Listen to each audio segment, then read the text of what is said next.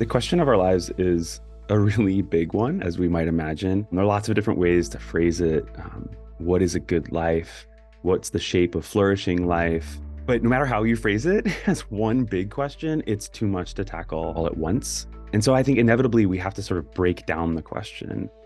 Can I think about how I might want life to feel, or what's worth hoping for, of sort of life's many circumstances, or what do I want to do with suffering in my life that I can't avoid?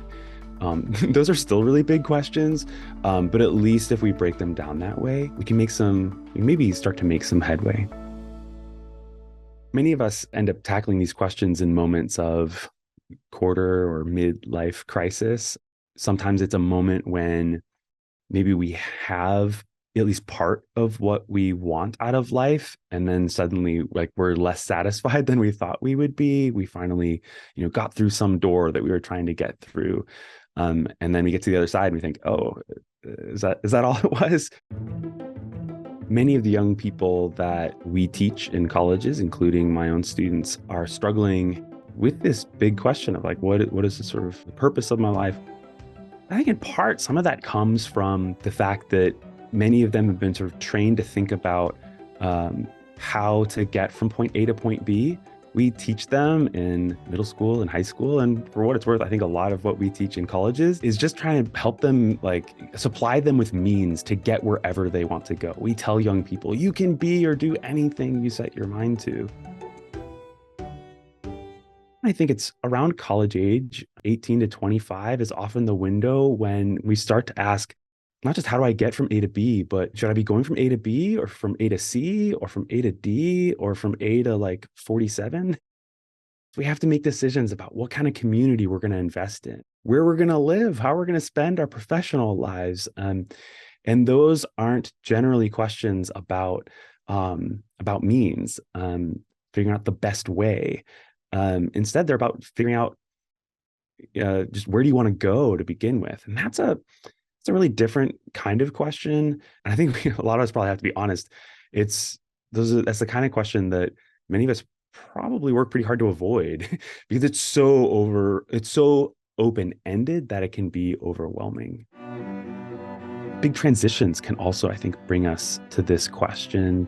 For my undergraduates, as they're nearing graduation, that's a big sort of transition. But approaching retirement can bring a similar set of questions. Really, any moment in our lives, if we just scratch beneath the surface, we find that these questions are ones that are always there, sort of waiting for us. And so if we give ourselves a moment to pause, they're there for us. And hopefully that's not a menacing thing, oh no, they're waiting for us to sort of pounce upon us. I mean, sometimes it can feel like that. But we're hoping in the book to say, no, these are opportunities, right? To sort of step back and think about what do we really value most in our lives, and whatever it is that we've wanted so far, what's actually worth wanting in the final analysis.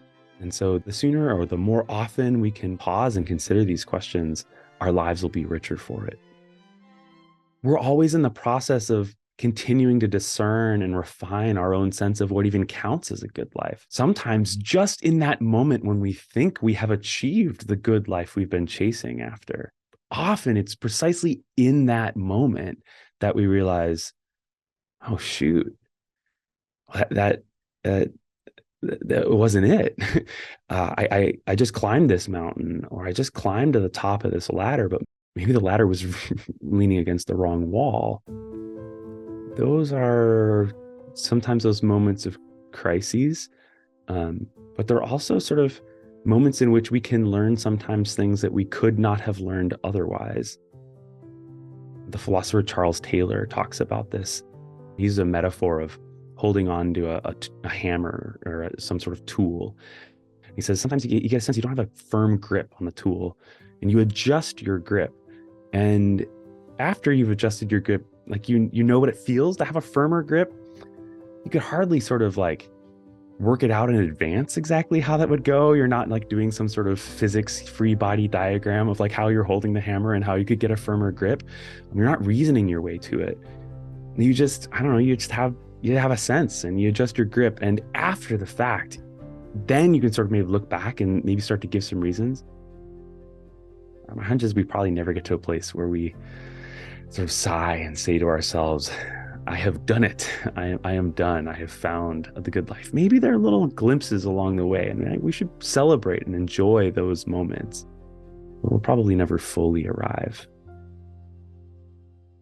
The world is full of lots of problems. Big scale global problems, the climate crisis, war around the world, suffering in all sorts of different forms. In the middle of that, asking these questions could seem, I don't know, like a bizarrely sort of philosophical privilege to like just spend some time, make yourself a cup of tea, think about, what really matters to you. But actually, I think at the end of the day, wrestling deeply with life's biggest questions isn't an escape from the problems of the world. It's actually sort of the precondition for acting in like a responsible way to what's going wrong in the world. Anytime we act in our lives, we are aiming at some sort of purpose. We have some sort of goal in mind. And the biggest of all of those goals is what we call like a vision of a good life, the kind of life that we want for ourselves, for our communities, for maybe especially for young people that we care about.